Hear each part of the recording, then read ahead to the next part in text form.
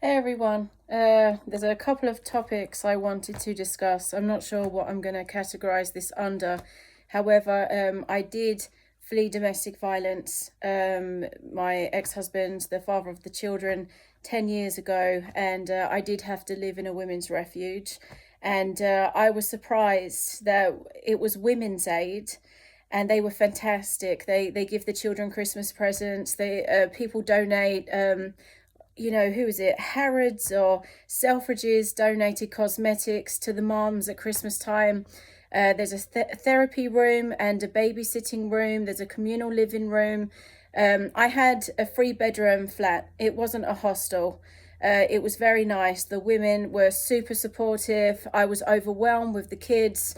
You have a key worker inside that says, right, calm down.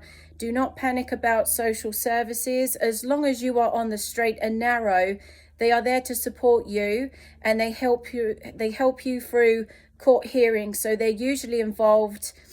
If you go to court, the judge will request CAFCAS to get involved. Try not to stress too much. What everybody wants is for the children to grow up having a healthy, loving relationship with both of the parents.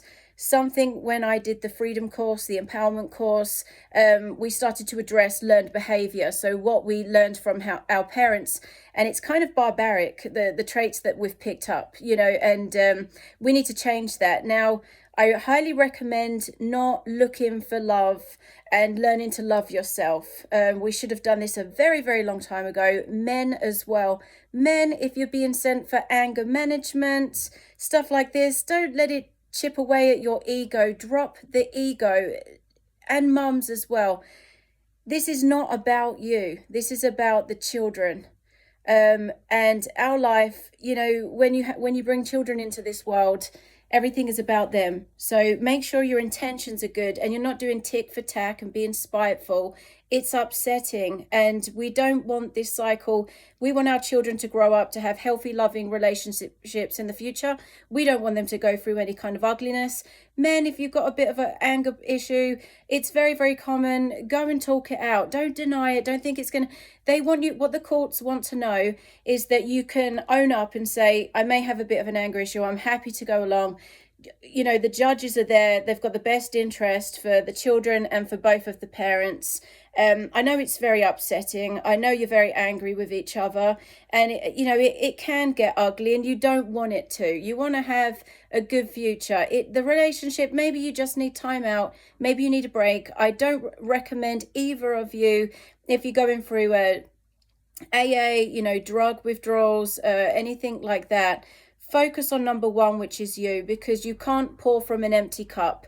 I don't want this to be super long. Just women, if you are with a man who is overwhelmed with life himself and he's treating you like crap, and we feel like it's personal, we feel terrified, etc., they're usually very fragile people, and you don't actually realize, but when you're subservient for them because they're the provider, you need to take a step out. You need to say, you've got to work on you and I've got to work on me, because this relationship is no good for the children, and you both need to kind of get your shit together and grow up a little bit. I had to. I acknowledged so much once I stepped out.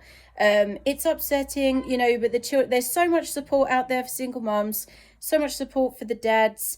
Don't jump into another relationship. The longer the better. Learn to love yourself. Take care of yourself. Go to the gym. Go to the sauna and steam room.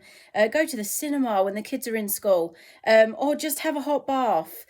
Buy yourself the mud mask and the nail varnish. Don't go whack on nail extensions. You're thinking you have to look super sexy. I whiten my teeth with peroxide. It's like £2 for a small bottle.